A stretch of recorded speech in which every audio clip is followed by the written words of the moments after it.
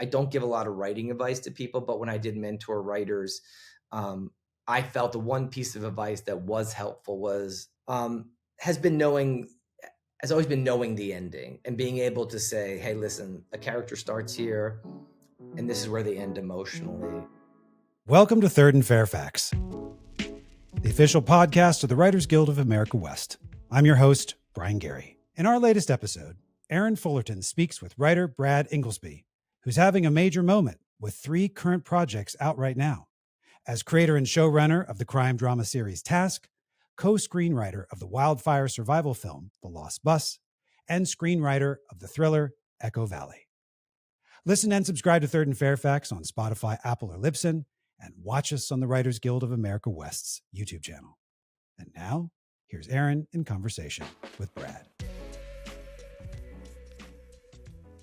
Today we have writer, producer Brad Ingelsby, who fall of 2025 is kind of Ingelsby Palooza right now. We have on Apple, there's The Lost Bus, which Brad wrote and produced.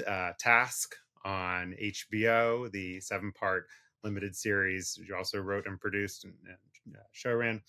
And then also Echo Valley, which you wrote and also produced on Apple, which came out earlier this fall as well. So a lot of projects all out in the atmosphere right now. Congratulations on Thanks, just Aaron. being Appreciate that. omnipresent in the creative sphere right now.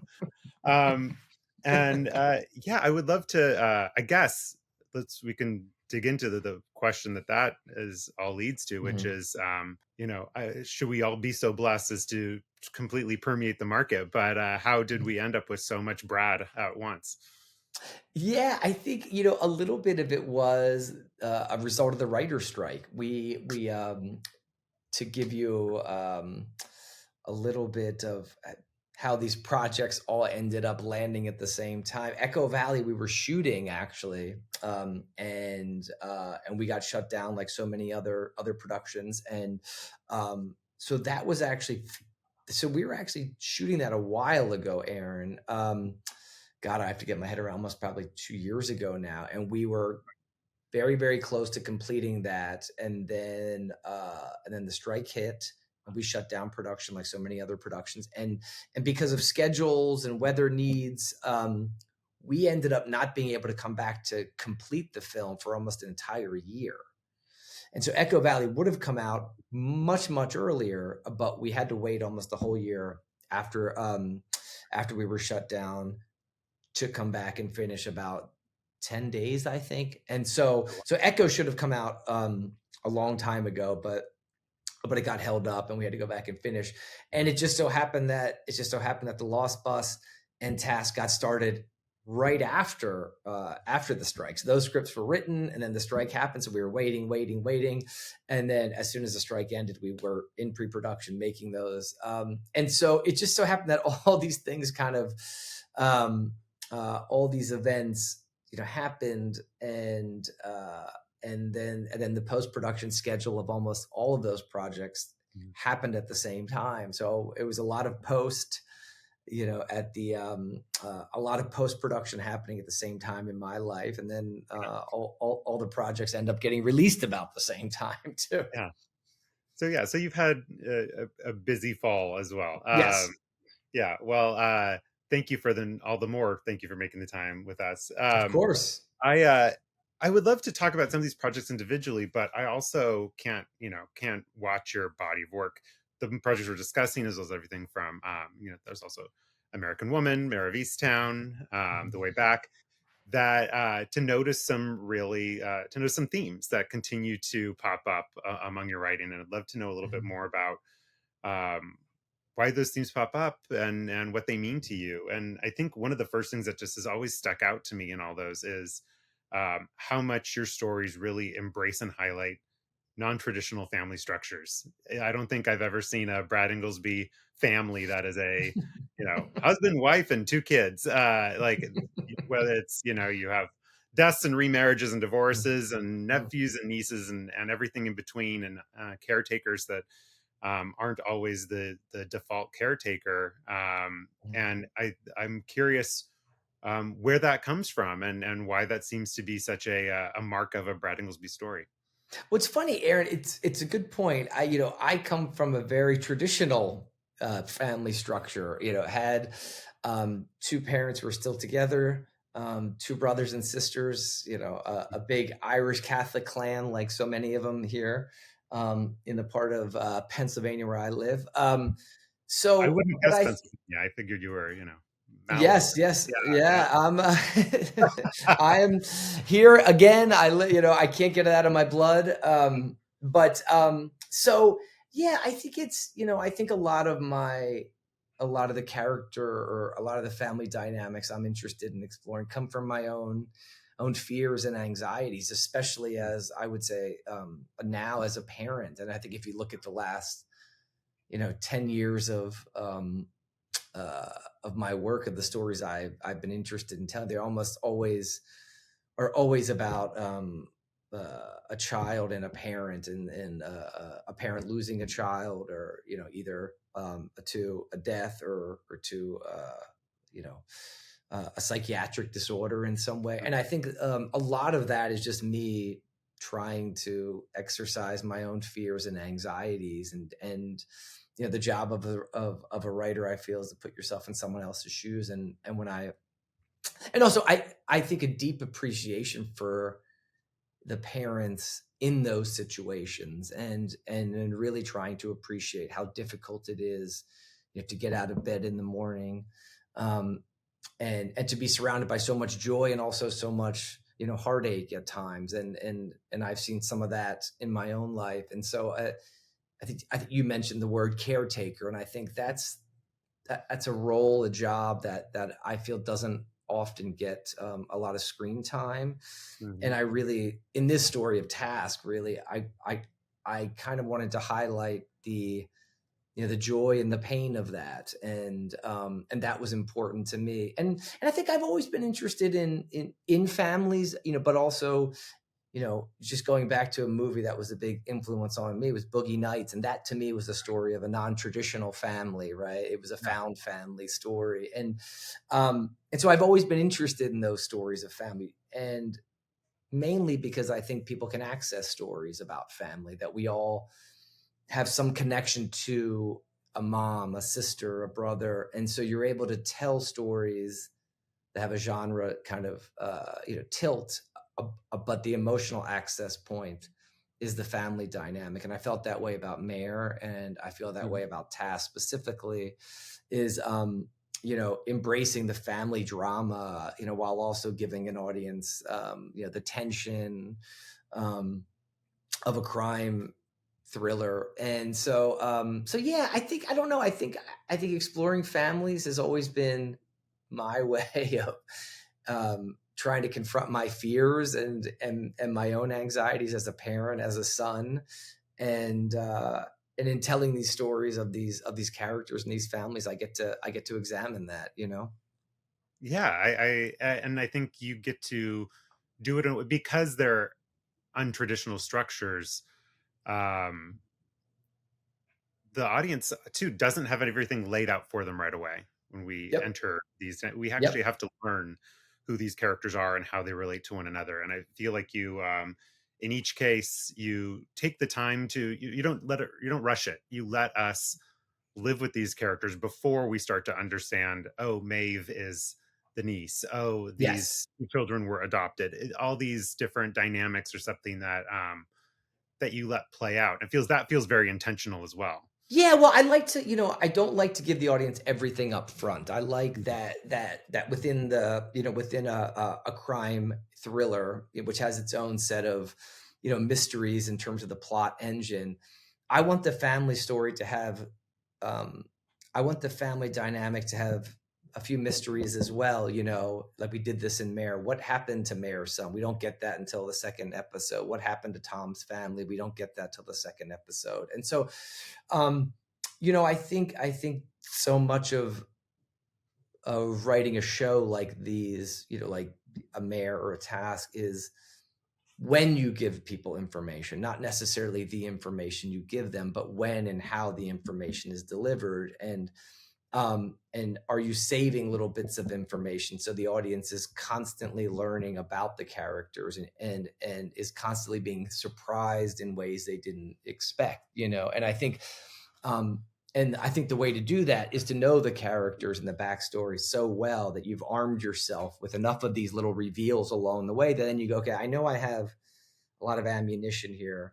I'm not going to give it away in the first episode. I'm going to give you a little bit here, a little bit there, a little bit later.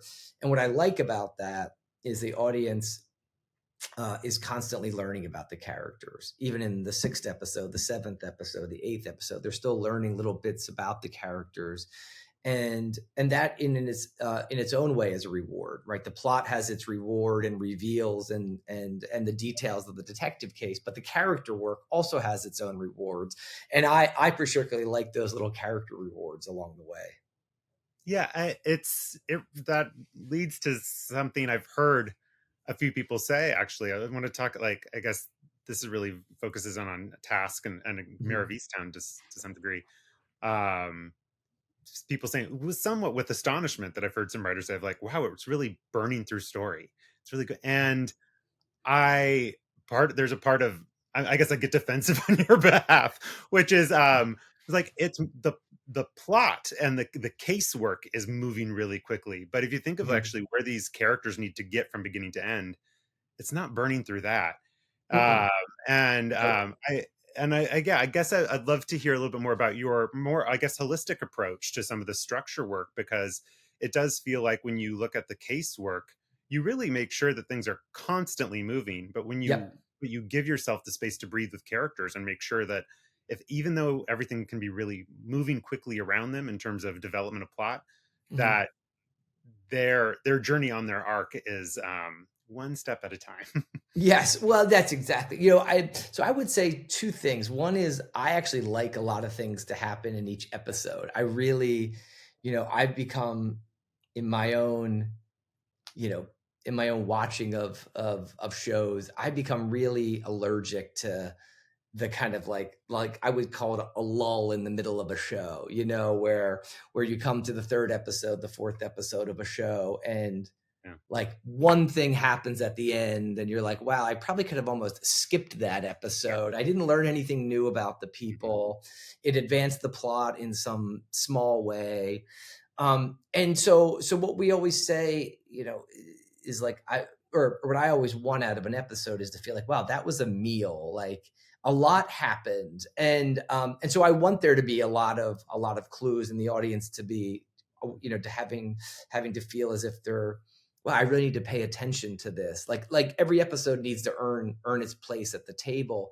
And yet, as you said, all of those episodes and clues have to be in service of the character arcs. And what I'm really interested in is not just having the plot elements, earn their seat at the table, but I really, really want the audience to feel like, why does this character have to be in the show? And I want to be able to ask myself that about every character in the show, not just about, the Mark Ruffalo character or Tom Pelfrey.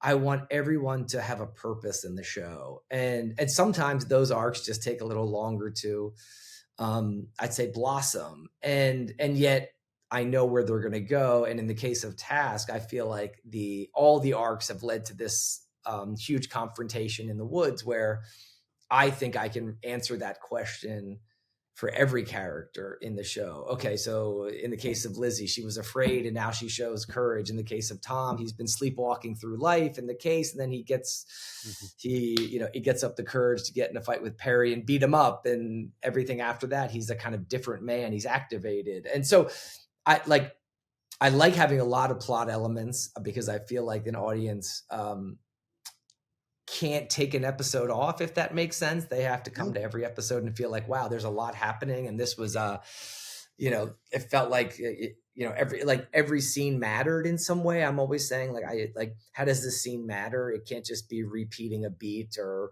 it can't be giving us something about a relationship we already understand. How is it revealing something? And so I'm constantly challenging myself to have a lot of story while also having that story always be in the service of arriving at these emotional arcs, if that makes sense. Yeah, no, absolutely. Well, and I think one that also goes to how tightly structured, both in terms of plot and in terms of those character moments, Mhm. uh, you have to be. I remember thinking, I think during the final episode of Task, watching it, I thought, I don't think the editor had options here. I like the every single thing has to happen in such a way, it's such perfect timing. And I felt that way about a lot of the episodes in Laundry Work where, Mhm. that very careful Rube Goldberg machine of plot has to be set up in just the right way for everything to make sense. And I'm Mhm. thinking, there's yeah, once you get to post, just follow the script in this case. And I yeah, it think feels you're like, right, Aaron. It's funny. I always say like the hardest scripts to write are the first ones because at that point everything is still available to you, Mhm. right? Like, and then by the time you get to like the sixth and seventh episode, those are the easiest to write because you backed yourself into such a corner. You have nowhere else to go. The story seems inevitable, and I feel that I felt that way about Task and about Mayor. That the easiest episode to write was the seventh because everything had to be there, right? I didn't have any choices. I didn't have any other choice as a writer in the best possible way. It was like we had set things up emotionally to land where it's supposed to land, and now we just have to bring the plane down. And so I actually think that's a great observation. Is like, when you get into the edit of the last episode, like you said, you just have to follow the script because you don't have any options really. Yeah, no, I felt the precision of it all playing out very Mhm. very well. Um, I want to go back a little bit, pull out again, and talk a Mhm. little bit about the the the Brad themes. Mhm. Another one that we see in all your work is that um, you really highlight working class characters. I feel like Mhm. we're always in the homes and workplaces of working class Americans, Mhm. which I don't know. It's probably says something about the moment we live in that feels a little unique. But Yep. I yeah. Can you talk a little bit about why that's always been such the draw for you in terms of the worlds you want to explore and the characters you want to seek out? I think it's a bit of like a bit of laziness. It's the world that I mean, truly, it's the world I know. It's funny when I was a kid, my dad was a basketball player and he played in the NBA for a couple of years. This is before you made a lot of money in the NBA. By the way, he had to get a job in insurance, but he got a job in insurance and he was a salesman and he did well for himself. But even when we moved to like a nice house here in Chester County, we still never felt like we had any money. I don't remember getting on a plane until I was maybe, junior in high school. Anyway, so even to this day, I always say my dad carries a lot of cash in his pocket. And I'm always like, Dad, nobody carries cash anymore. You don't have to do that. And he's like, I know, but I never had any money as a kid. I like how it feels. And so that's how we were raised. We lived a block away from the country club and we worked there, and we caddied for our all of our classmates' parents. Like, and so just it was that work ethic was instilled in us from a very, very young age. And even when my dad made somebody, we never felt like we had any money. And by the way, I loved that. So I just feel like the blue collar was instilled in me as a kid, um, and I felt very comfortable there. I felt very comfortable going to my grandmother's house in Drexel Hill. This is deep Delco. This is really kind of these are the stories and the people that I'm writing about. And my other grandmother just around the corner, really in Springfield. Anyway, so it's the blood in my veins, I would say, Aaron, and it's the people I know, and I feel very comfortable writing about what their homes look like and what the conversations around the dinner table are like because I've heard them and I've lived them and I've observed them. And also as a kid I had like a really horrible stutter, so I had like many, many years of speech class. So as a kid, I didn't like to talk a lot. So I was a good listener and I would listen. I would listen to my mom and my aunts talk in the kitchen, and I was a really good observer, and I was soaking in all the conversations. And my uncle was a priest. I had two great uncles who were priests, and so I feel like, especially Task and Mare, and probably American Woman more than other, I would say more than the other films I've done, are very much, a part of my life. And while I didn't grow up with police officers or FBI agents, I recognize those homes, those conversations, that way of life, those questions of faith and of duty and family and responsibility. Like, those ideas and themes were and are very, very much a part of my life. And it's like, it's funny. I was watching Ann Tyler on or I was reading an interview with Ann Tyler, and she said, every time I sit down to write a new book, I'm gonna do something different, a bigger story, and I always end up writing about a family in Baltimore. And like, I feel I have a little bit of the same issue. Is after I get done a Delco story, I'm like, that's it, I'm never ever doing another Delco story, I'm done with Delco. And then I think of a character here and I start to build it out, and then here I am, and then I'll be writing another story about Delco. So maybe one of these days I'll get it out of my system.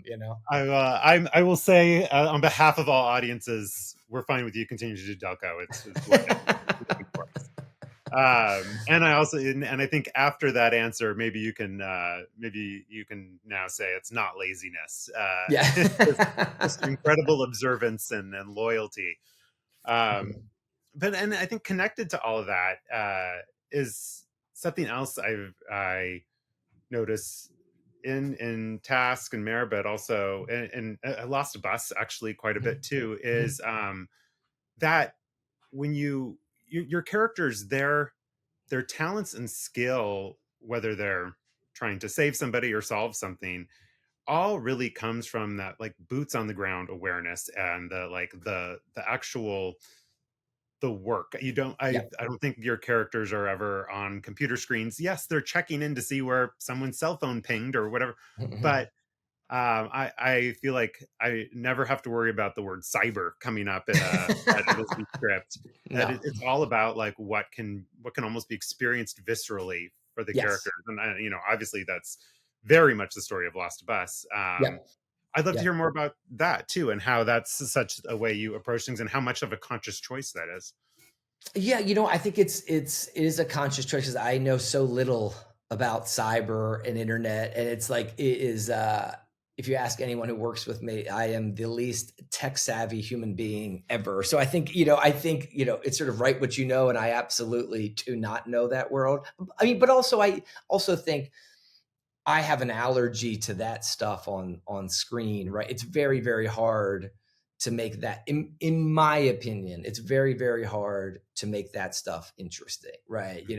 It's someone who's having to track something down on a computer or investigate a cell phone, right? Like, those scenes when it sounds good, and it sounds like maybe that's the way the FBI would do it, or a detective, but then you get to writing it and you go, oh my God, this is deadly. Like, what happens in the scene? How do I create something around this scene that makes it interesting? And it's really a trick with the procedural stuff, I think, Aaron. I think one of the biggest issues that I have is, in this era of cameras and tracking devices and cell phones, how do you, like, it's almost impossible to have anything go unnoticed or untraced. And so you're constantly like writing yourself into a corner, and then having to call your FBI tech advisors and go, hey man, listen, I need this guy, I need this thing to happen. It might not really happen, but I need this thing to happen. So give me the most plausible way it could happen. But I think it's, I think it's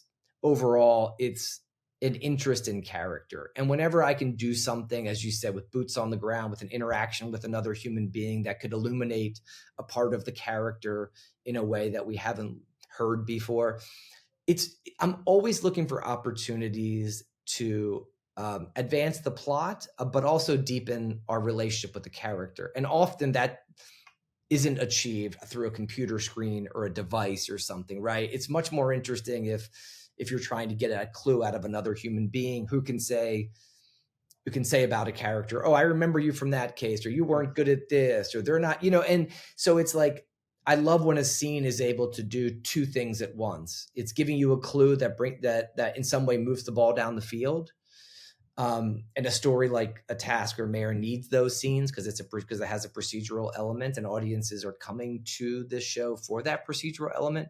But also, it's giving you it's illuminating a part of the character that you didn't know, and those moments only come from interactions with humans. It's very hard to get. I mean, I'm sure it's possible. A better writer might be able to achieve it through a screen, but I always like to have interactions with humans, and I think that's a way of deepening our relationship with the characters.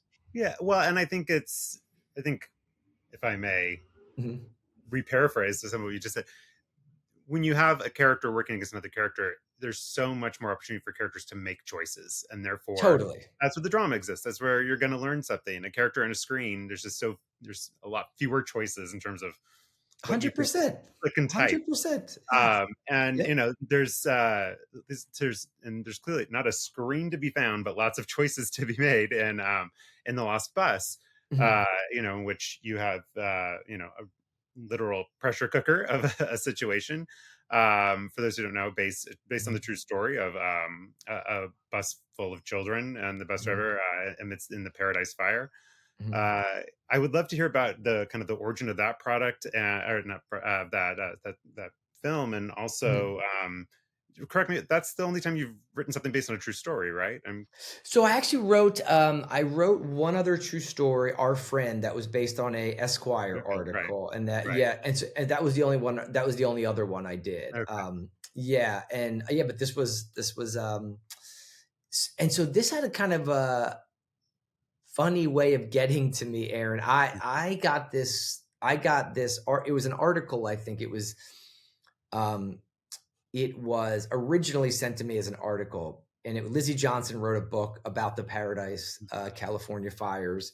But initially, what was sent to me was only the chapter or only the section about the bus driver, Mhm. uh, Kevin McKay. And the way it got to me was Jason Blum sent me this chapter about the bus moving through the fire. He had gotten it from Jamie Lee Curtis because they were shooting Halloween at the same time. She had heard a piece on NPR about the fire and I think Lizzie's book. And so Jamie Lee Curtis, she was the one who brought it to the attention of Jason. He sent it to me. And like I always do, I'm always like, no, I don't want to do it. I always am just because it's, when you say yes, it gets very scary and then you feel the pressure of it. So I would say my default is always to say no to everything. And he sent it to me. And I think initially I was like, I'm not sure. I think maybe I was doing something else. But after I read it, and for all the reasons you said earlier about a desire to tell stories about I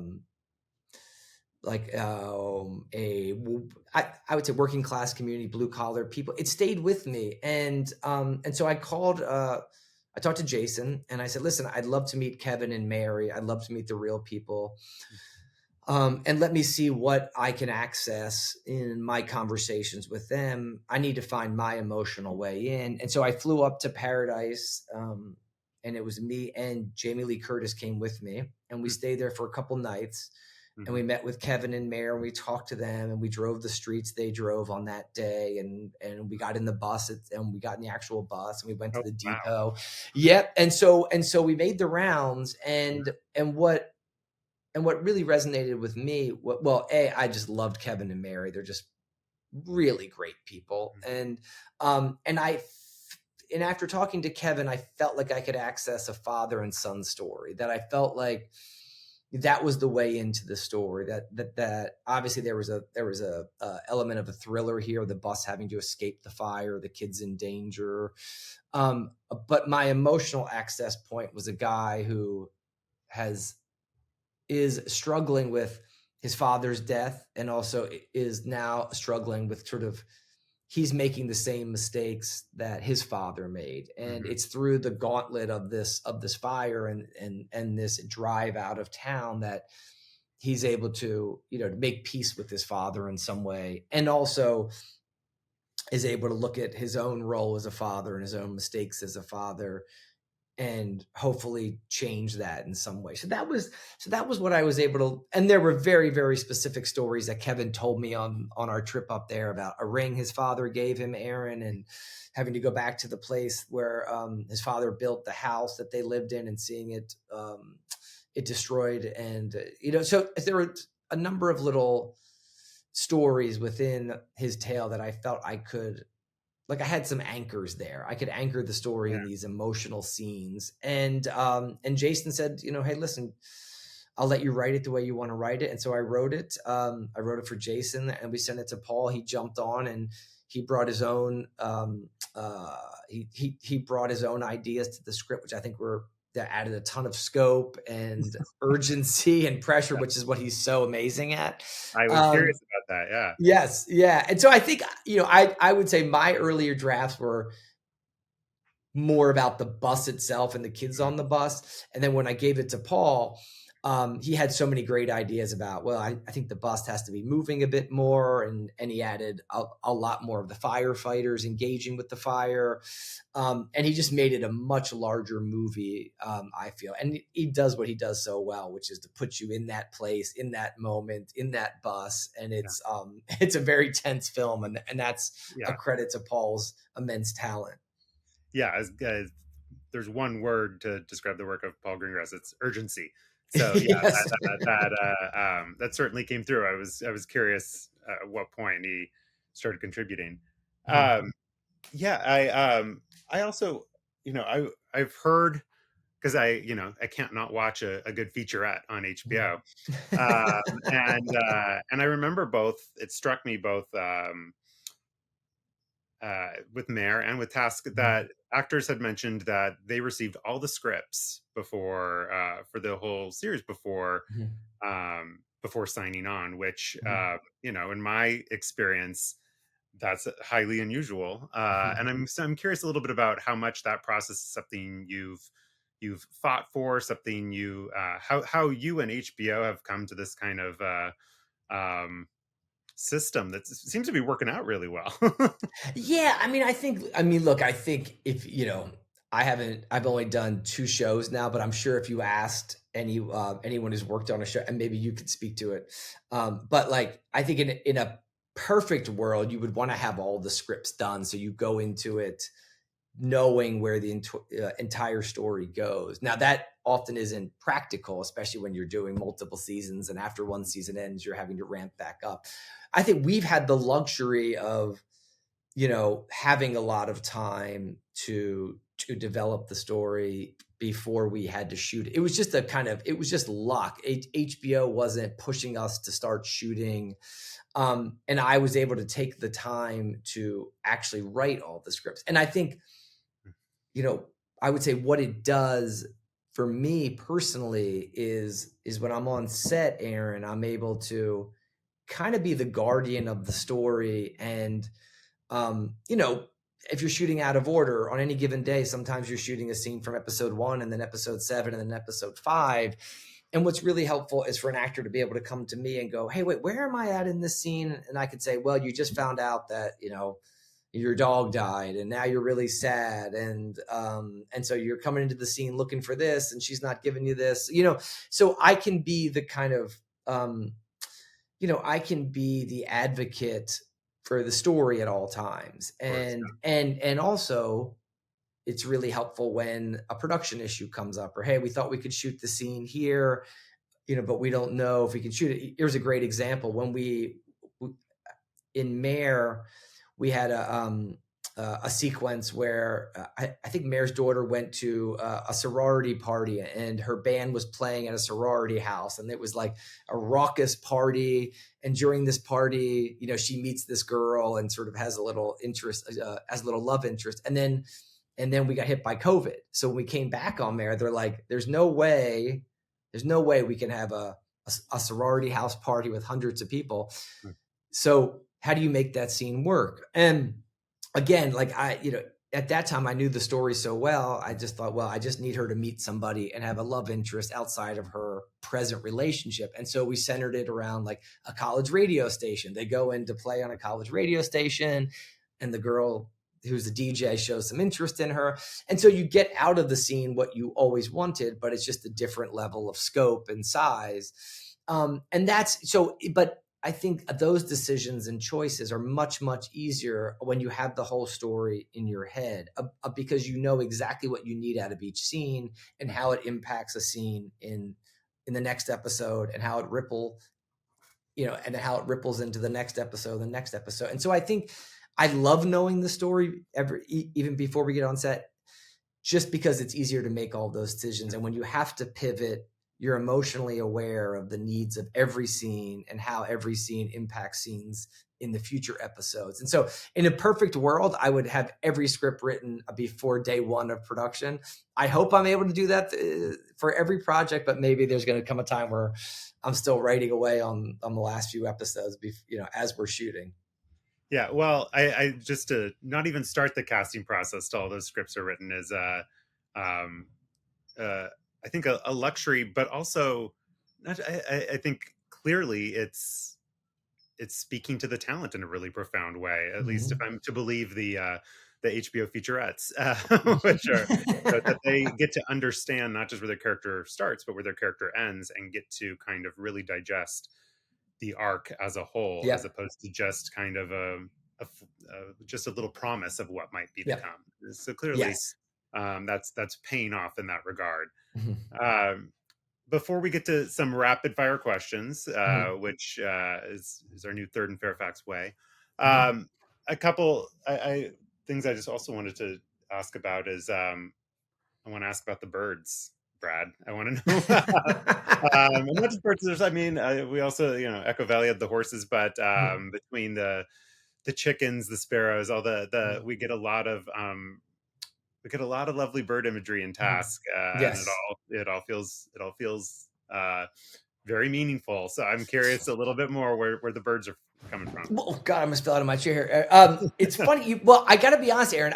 It's because I've gotten asked this a couple times. It's truly not something that I'd love to take credit and say this was a theme that we had kind of planned, but it was really born out of character. And then only after we planted it in character did we carry the theme through. So the Tom Brandis character, who's played by Mark Ruffalo, was really, really inspired by my uncle, who was an Augustinian priest for 20 plus years. He met a woman, he left the priesthood, and his ideas about his faith and God have changed over the years. And he's a bird watcher. And so when I was developing the character, or any character really, it's always about like trying to create rhythms and routines of their life. And those little details are how I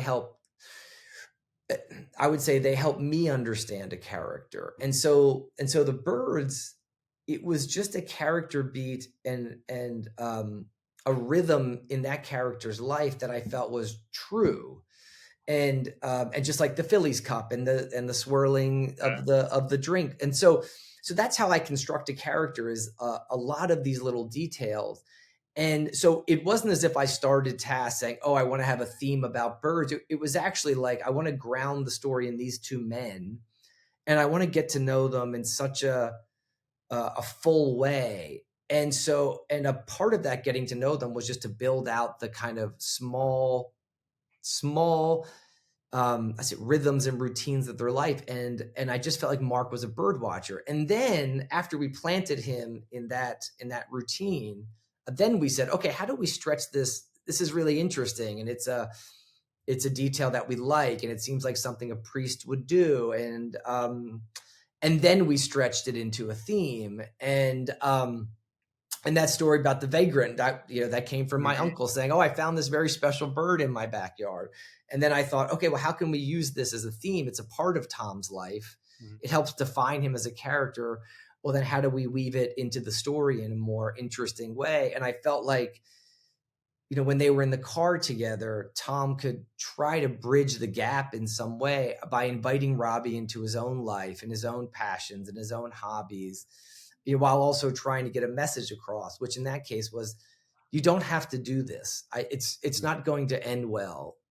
You can always go back. And it just felt like, okay, well, how do we access that idea And so then if, okay, we have access to the birds, we've seen Tom do this, we planted the seed, we've earned this moment where it can pay off. And then once we went there, Aaron, then he said, well, there's more in the 7th episode that we can come back to the birds and hear the birds. And so I never start with trying to hammer a theme. I really start with grounding a character in a certain routine. And then once I've done that, I try to look for the themes to pull out of that routine, if that makes sense. Well, I think it was struck me that, yes, in that vagrant conversation, a bird was used as this bridge between these two characters. But Gertie earlier, like in episode 3, was used as a bridge between Sam and Tom Pelfrey's character. Absolutely. These birds were. Well, that's right. That's exactly right. And so after we introduced the birds, we thought, oh, Robbie would have chickens. Like, it's his own way of embracing nature, right? Like, so Tom has the birds here, and Robbie has chickens, right? But the chicken idea only came after we had the birds in Tom's backyard, right? So it's like, it's nice how one idea can spiral into a couple and snowball down a hill, and suddenly you've got, a lot of these little details that make sense to you. And then it makes it seem very literary and so, bravo.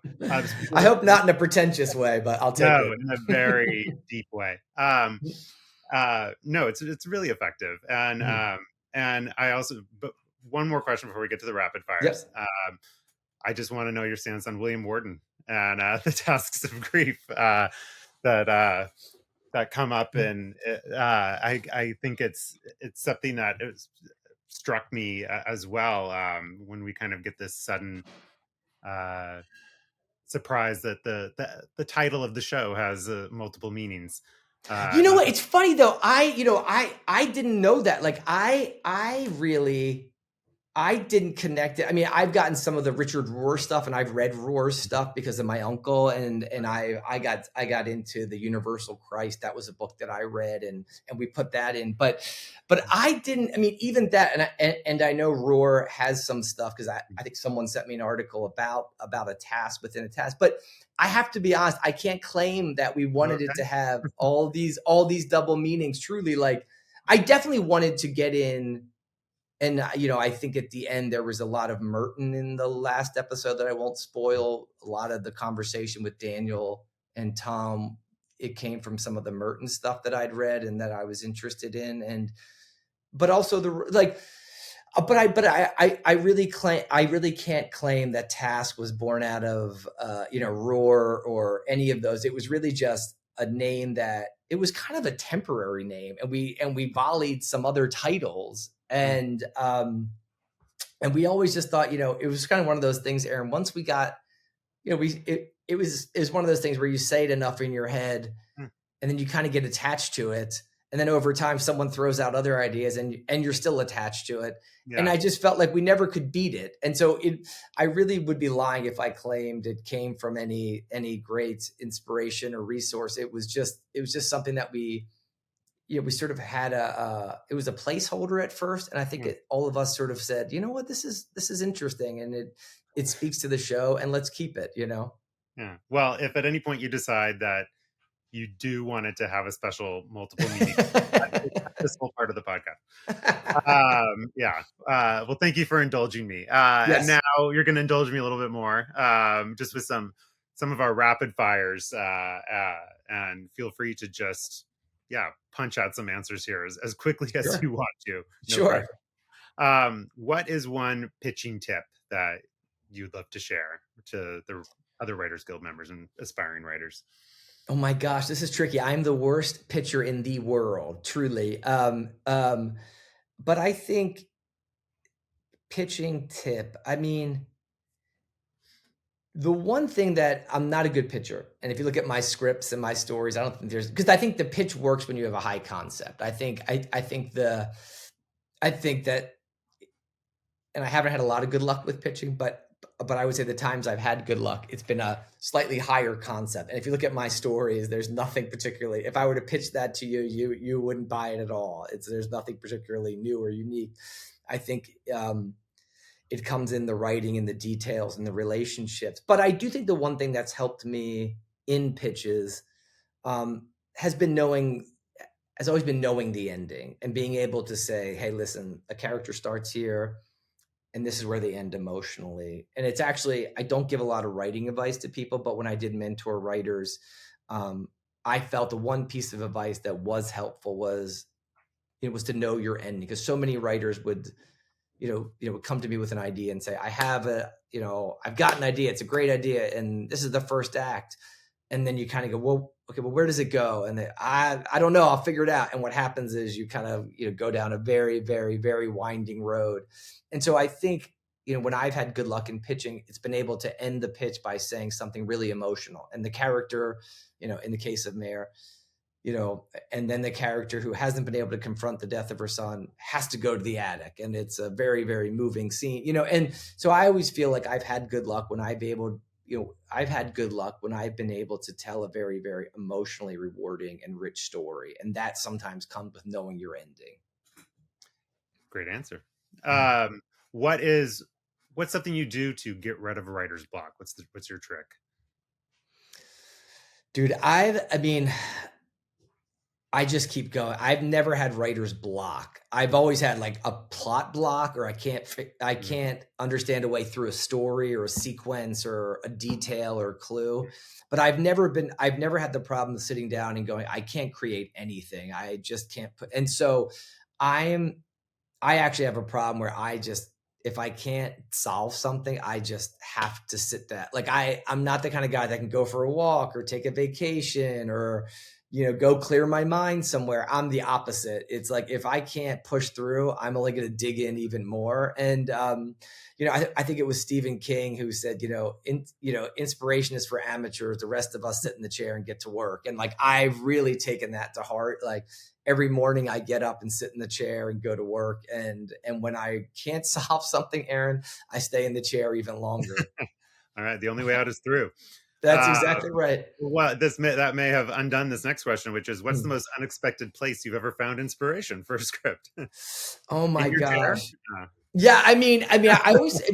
Truly, I think it's, I don't want to say unexpected at all, but I always find inspiration in music. I listen to a ton of music. I'm always listening to music. And I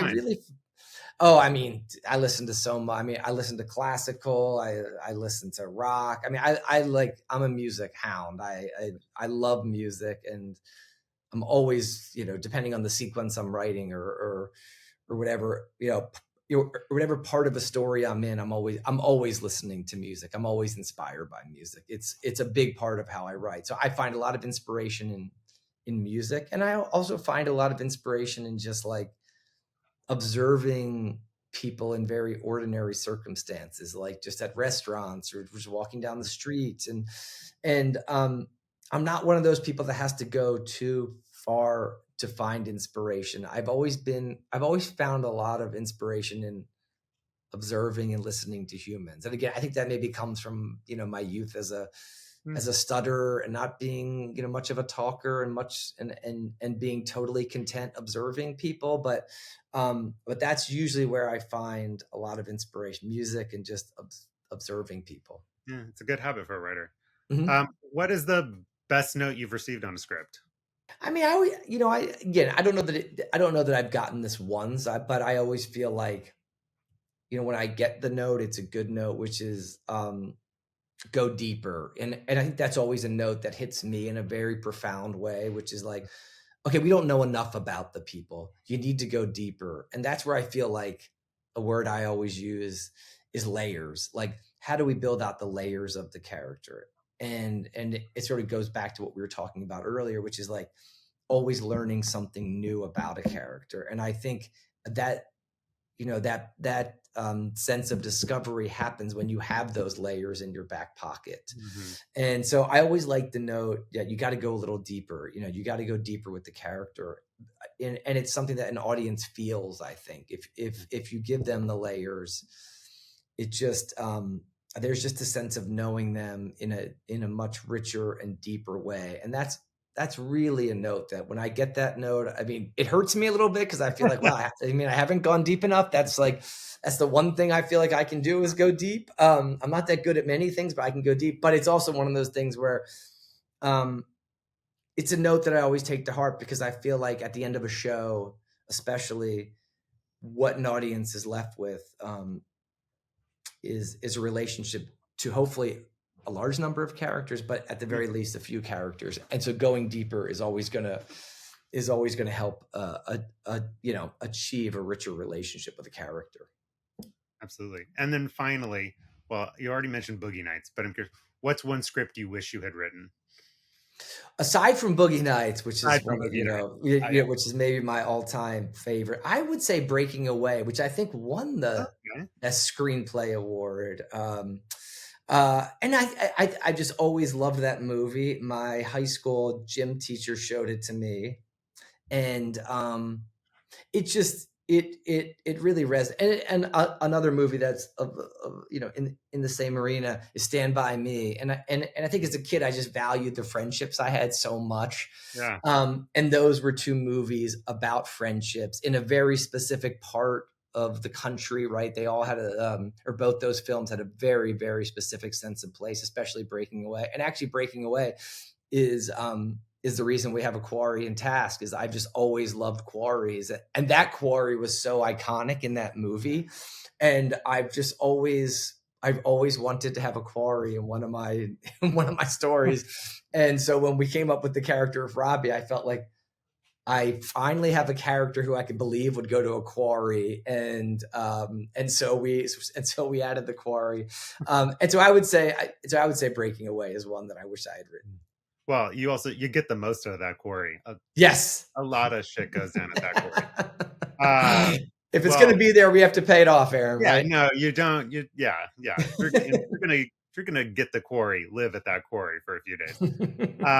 Brad, thank you so much. This was it was so enlightening to hear about your process and inspiration, and congratulations on a great, very busy year, and I'm sure more to come. Aaron, thank you so much for having me, man. I really appreciate it. Absolutely.